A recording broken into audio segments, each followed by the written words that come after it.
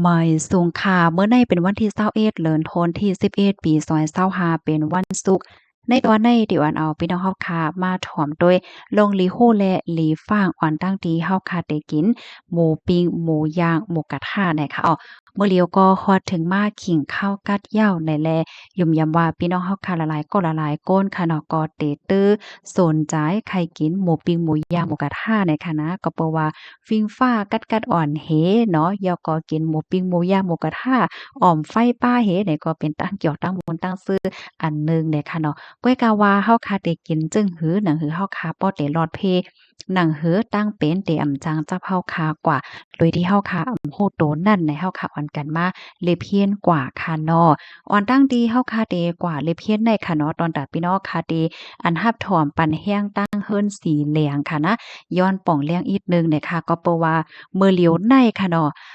AI เนี่ยก็ได้เรียกว่ามาแรงแต้เนี่ยค่ะนะสันเจ้าหนังว่าพี่น้องค่ะถ่อมแม่นยาที่อันลาดตั้งภาษาอังกฤษเพราะว่าเนี่ยจึงเนี่ยย้อนให้พี่น้องค่ะมาเต็กเหนือวิดีโอนั่นสิเนี่ยค่ะเนาะมันเนี่ยก็ได้มีตุ่มค่ะนะเฮาค่ะมาด้วยจ้อมกันค่ะ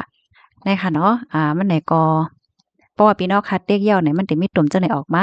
เสร็จแล้วให้พี่น้องค่ะมาเต็กที่อันนั้นค่ะเนาะอย่าก็เลิกออริจินัลเฮ็ดให้ก็ได้เป็นเสียงความใต้เหย้าเนี่ยค่ะ เพราะว่ามันเป็นไว้เด็กคิดว่าอยู่ที่อังกฤษนั่นมันก็ได้เป็นภาษาอังกฤษเนี่ยค่ะเนาะเพราะว่าเฮาค้ามาเด็กที่ว่า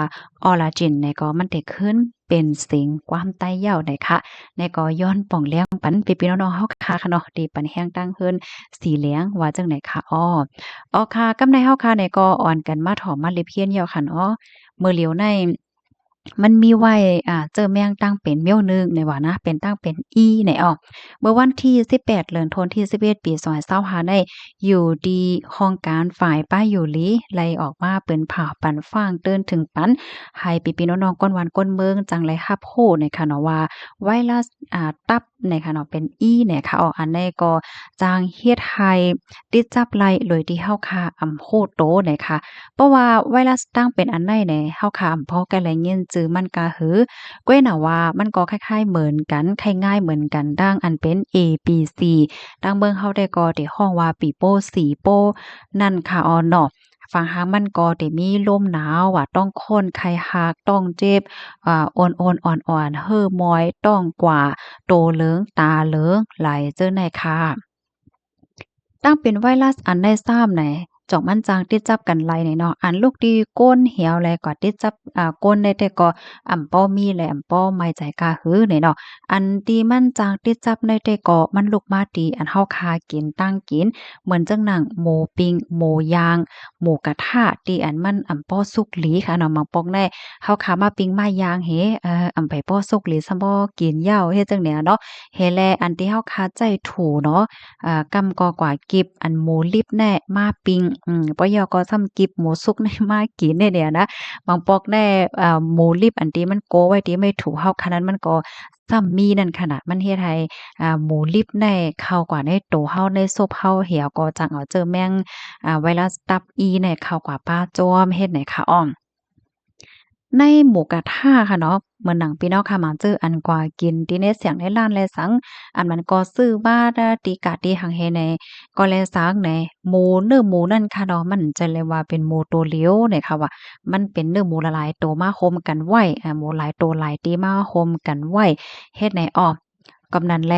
มื้อเฮาคากินนั่นเฮาคาโลเฮ็ดให้มันหมดใสแลให้มันสุกหลีๆเย้าจั่งก้อยกินได้หลีเหลือเซเปิ้นเนี่ยค่ะ เที่ยงตอนหนึ่งอันจังเฮ็ดให้ติดจับไหลเจอแมงอันใดซ้ำไหนลูกมาตีเลิศไหนเนาะมานั่งมังก็ได้เลยกว่าเทียมเทียงเลิศเนาะเลยกว่าเทียงเลิศเลยกว่าเทียมเลิศเหี่ยวก็ซ้ำกว่าไล่หับอันดีมันลุกมาดีก้นที่อันมีเจอแมงอันใดไว้เฮ็ดจั่งเนี่ยเนาะอันนี้ก็จังติดจับหลายเฮ็ดให้ค่ะเนาะตั้งเป็นอันใดได้ก่อเนี่ยมันไปมียารักษาเนี่ยค่ะเพราะว่าเป็นมาเหย้าเนี่ยก็กะเลยยุดยากว่าจอมฝั่งหางตั้งเป็นกะนานก้อยเนี่ยข้อมูลในคาลิปรีมาที่ห้องการข่าวเกี้ยงใหม่ออกไว้ค่ะ กำในเฮาคาซ้ำมันเลยเพี้ยนต้วยเทียงลองตั้งไล่โหย่อยยามมันเฮาคาเตแฮกังไลจังหือหนังหือเฮาคาเตมติดจับเจอแมงตั้งเป็นตับอีไหนเนี่ยค่ะข้อที่หนึ่งก็กินปันน้ำให้หมดใส่แลหลอดเพเนี่ยเนาะเมื่อเฮาคาได้กินน้ำในเฮาคาได้แลสติเด็ดๆค่ะเฮาโดนไลเลิกกินน้ำในเตาอันที่หมดสายน้ำต้มสุกเนาะน้ำที่อันเปิ้นฮ้องว่าจังหือเปิ้นคับขึงจอมเปิงการอันว่นว่ามันหลอดเพยาวกินน้ำจังนั้นเนี่ยค่ะ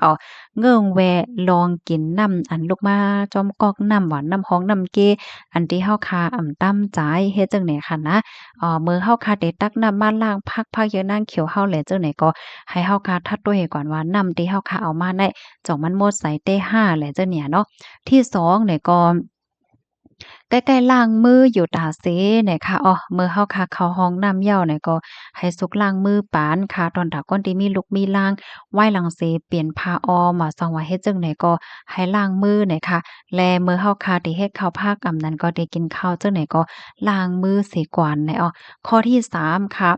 กินปันอาหาราตั้งกินที่อันสุกหลีงามเหย้านั่นค่ะแลเนี่ยเมื่อนั่งเมื่อว่าได้กินเด้อในแค่น่ะค่ะนะเนื้อหมูเนื้อกวางเนื้อหมูป่านั้นก็กินหอยกินแฮงจังได๋ในคะนะแล้วกินอันสุกมันได้เขาแฮงเลยวันนั้นไหนมันก็ได้เจอกินอันสุกๆลิบๆบ่สุกหลีแค่เนี้ยเนาะมานั่งหอยนางรมเนี่ยนะบางก็กินอันบ่สุกมันแหละจังนั้นไหนเนาะมันก็จางจับลายบ่เป็นไรได้ก็กินปันอันสุกมันแลว่ะแล้วก็แทงอันหนึ่งก็ หมากไหม้เนี่ยเนาะลองพักแลหมากไหม้เนี่ยค่ะสังว่าเฮาคาได้กินผักอันนั้นก็หมากไหม้อันลิบมันเพราะว่าเนี่ยจึงเฮาคากึ่งลีไลล่างให้มันหมดนั้นก็ปอกเปิกมันเหคาแลเนี่ยเนาะตัวอย่างมันก็ได้กินหมากแอปเปิลค่ะเนาะกินหมากก่าแล้วจังไหนเนี่ยนะเปิกมันก็ปอกแล้วก็ควบกินในอันใดเฮาคากึ่งลีไลสังว่าเฮาขามแค่ปอกเปิกมันไหนก็เฮาโหลดไลล่างให้มันหมดสายเนี่ยค่ะ ยกกระแทงอันหนึ่งค่ะเงิงแวลองน้ำแข็งเนี่ยค่ะว่านะเฮาค่ะกึ่งลีลาลีกินน้ำแข็งลงกว่าสังว่าเฮามั่นใจว่าน้ำแข็งอันใดมันหมดไสเนี่ยเนาะอันใดก็ค่ะก็ตึกเลยยินบ่เหลียวก้อยเนี่ยค่ะเนาะบางป้อบางไหลน้ำแข็งเนี่ยมันก็สิมีหลายเส้นค่ะเนาะเมื่อวานตั้งแต่ก็เฮาบ่นว่าน้ำแข็งเนี่ยมันหมดไสน่ากินไรหมดไหนบางปอกบางตีบางตั้งมันอันที่มันหมดไสก็มีกำนั้นเลยให้เฮาค่ะจังไรฟังในตอนในป่าเฮ็ดให้ค่ะค่ะอันนี้ก็เป็นลอกลายเป้าดอนตอนหนึ่งค่ะเนาะเปิดดาดได้เฮกังเนอะฮือเฮาค่ะเดเป็นตั้งเป็นตับเนี่ยค่ะกำในหำมันเลยเพียนเทียงอินค่ะเนาะเมื่อเฮาค่ะได้กินหมูกระทะนั่นเฮาค่ะได้เลยเฮ็ดหือเนี่ยค่ะเนาะที่หนึ่งในให้เฮาค่ะแจกแผไม่ถูเนี่ยค่ะว่านะไม่ถูที่อันเฮาค่ะไว้หยิบอันลิบมันแลไม่ถูอันเฮาค่ะหยิบอันสุกมันกินเนี่ยอันในเฮิ้นไผไหลแจกไว้พองค่ะเนาะ เพราะเฮ็ดจั่งใดมันก็หลีอยู่นั่นก็ค่ะนะไม่ถูกอันที่เฮาคาดได้ยิบอันซุกมันใส่โซบเฮาแลตั้งไม่ถูกอันนั้นก็อันกิบค่ะเนาะกิ้มกิบอันลิบมันนั่นขอในเตเตอร์ลอดเพเนี่ยค่ะที่สองเนี่ยก็คัดใจกินให้อันที่มันสุกนั่นแหน่เนาะกำนำได้ก็เมื่อแต่ตั้งวงค่ะเนาะเมื่อแต่กินเนี่ยอารมณ์ไปๆก็ต้องไม่ไหนตั้นสุ่มฮู้เลยเนาะพอกินหึงหวาได้โอ้สุกลีน่าแน่เนาะ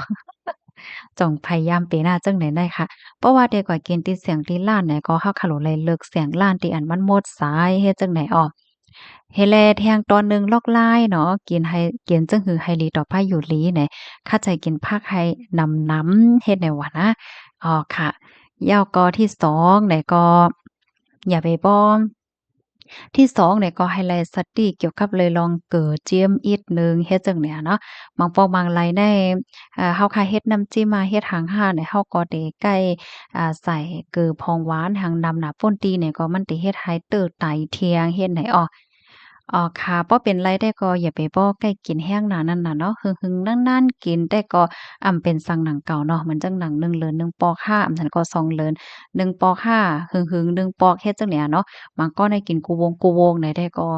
มันบ่กินน้ำหนักก็สังทกก็มันจังเตื้อเคิกป้าอยู่ลีไลเหมือนกันเฮ็ดไหนค่ะค่ะข้อมูลตอนได้ข่าวเนี่ยก็เลยปึงอิงออกมาตีอ่าแต่เลยว่าจังหือคะเนี่ย อ่าเลมอนเนี่ยค่ะเนาะไรแต้มต่างวัยเนี่ยค่ะ